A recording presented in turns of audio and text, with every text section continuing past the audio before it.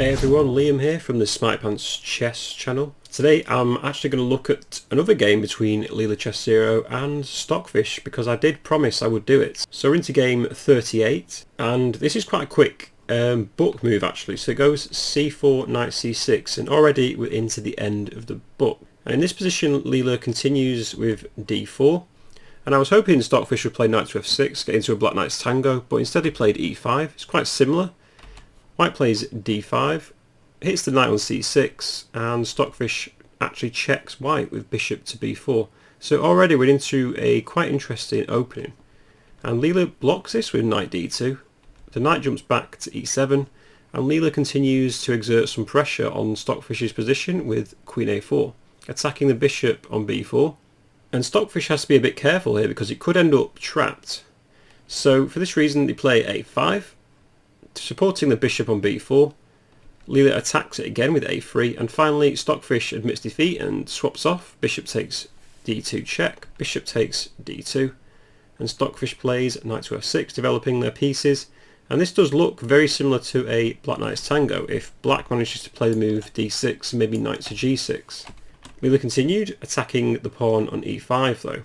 And now black's struggling because he can't play the move d6, which would be a very nice move to play in this position because the queen's just pinning that pawn against the king. This forces black's hand, so they've got to push this pawn to e4. And this isn't an ideal square because now the pawn on e4 becomes incredibly weak, as we see. The knight jumps into d4 for Leela, black castles, and Leela just plays e3, developing move. d6 is played, unleashing the bishop. Leela plays bishop c3, rerouting the bishop to a strong diagonal. And actually I forgot to mention white's actually got the two bishops here, so you could argue the bishop pair is very strong in this type of position. Knight g6 from Stockfish, queen c2, and again I've highlighted this e4 pawn. With the right attack here, white could easily try and win this pawn in late middle game to end game, let's say. So again Stockfish protects this pawn, queen e7, Leela castles queenside, bishop d7 is played, and now knight to b5, attacking the c7 pawn. Now black takes this knight off. I guess it's quite even. Takes, knight d7. White can play king b1, get off the c file. I was thinking maybe black could play a4, preparing the move knight c5 here. White can play bishop b4 to stop it, but then maybe knight b6. And arguably whites and black have got quite an equal position. Now here actually Stockfish did recommend playing the move h4 for white here, with a slight edge for white. Who knows?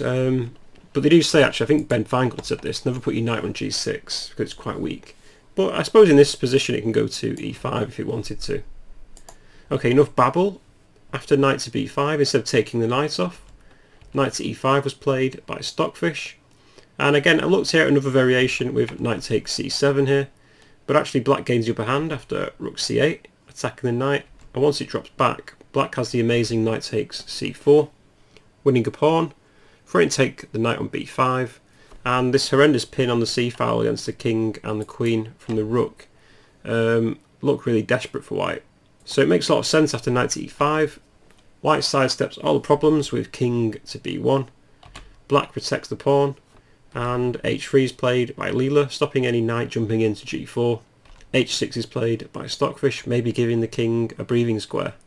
But I think h3 is really deceptive by white because now Leela plays rook g1. Prepares the move g4, which is supported now by this h-pawn. So the h-pawn did have another ulterior motive in mind. Again I looked at bishop takes b5 here, but again maybe white can take it, but actually I think black does well after c6, and this is what I'm looking at. Takes. White's suddenly under a lot of pressure. White's best move here is actually bishop takes the knight, and after queen takes b6 to avoid opening up the c file. I actually prefer to play black's position here. I think they've got a lot going on, and maybe this b pawn could become incredibly weak at a later date. I mean, if I was black I'd probably just play the move d5 and get this really nice pawn chain against this bishop which is on a white square. Alright, but after rook g1 black didn't take on b5. They played the move c5, and I hate this move by Stockfish. I think that's a bad move, a really bad move. It just blocks everything up. I mean, I guess in middle games if they're blocked up it does suit the two knights, but in this position I'm not so sure. I think this just really helps white's position because now they can support the knight on b5 with a4, which is what Leela played. Stockfish took, takes again, now a4. But, I don't know, white's got the two bishops here. This a-pawn doesn't look incredibly strong. It looks as though it's going to be easily taken if maybe white can double rooks here. And again, this e-pawn is also incredibly weak. And white just now secured their position with this like shield-like pawn chain on b5, c4 and d5. Don't know, if I was white, I'd definitely love my position right now. So anyway, Leela continued then with bishop to e2 developing, knight d3 is played, and again a weird move because this just gives up a pawn. So I'm not sure what Stockfish is doing here. So takes is played, takes, and white's just won a free pawn. So maybe Stockfish has gone a bit crazy, I'm not so sure. Rook e8 is played, bishop goes back to e1, and frankly, white's just doing really nicely now. So play continued on, knight d7, rook to a3, again threatening a pawn on a4. Queen e4 is played, there's a trade of queens, and f3 is played by white. And there's also a lovely little tactic here, it's really filthy this. If black ever takes this pawn on c4, so rook takes c4, white has the amazing move b3, and the rook is trapped amazingly. There's literally no more squares for it to go to. The best move is probably rook to b4, and then the bishop can just take it and win the exchange. And also a note, the pawn can't take on b3 because it's pinned against this rook. So that's an incredibly filthy move to play for white here. Incredibly sneaky. So this forces Stockfish to drop their rook back to e8. White consolidates with king c2. Stockfish continue with king f8. The king goes into the centre. There's a check thrown in. King goes back. The knight goes back and the bishop to d2 to protect their e-pawn. Play continued on there with h5, h4, knight to b6. Okay, so black protecting the a-pawn, attacking the c-pawn. But king d3, king e7, and now just e4. And look at this amazing position for white now. Look at this brilliant white pawn chain, and also has the opposite coloured bishop. The dark square bishop can now just dominate the dark squares, and the white squares are dominated by the white pawns. So Stockfish does a logical thing, plays f6, getting some pawns on the dark squares. Rook e1 now, king d7, and white's plan is simple, just to play f4 and e5 and just open up the position and try and win the endgame. So f4 is played. Remember, white's a pawn up. King c7, bishop c3 to support this e5 push. King goes back to d7, rook to a1, rook e7, and now rook to e3. So threatening to double rooks, both sides double rooks in fact. Knight goes back to c8, g3, white can take the time, knight goes back to b6, bishop to a5, hitting the knight. Again the knight drops back to c8, the bishop drops back, king c7, and just rook to e2. Again white's just taking their time, there's absolutely no need to rush this move. Rook f7 is played, and now just rook to a1. Another sneaky move by Leela, so just winning another pawn, and just waiting to play this e5 move. So why does this win a pawn? Well, because if black plays knight b6, bishop to a5 can pin the knight. After rook a8, white just simply takes on a4 because the knight on b6 is pinned by the bishop. So after rook to a1, king b8 was played by Stockfish, just allows Leela to take this pawn off. b6 is played, and now b4. So again, trying to use this last remaining pawn to open up some lines again for this bishop. Pawn takes is played, rook takes is played, king b7, and just rook drops back to b1. Knight to e7, rook a1, g6, and then bishop to d4.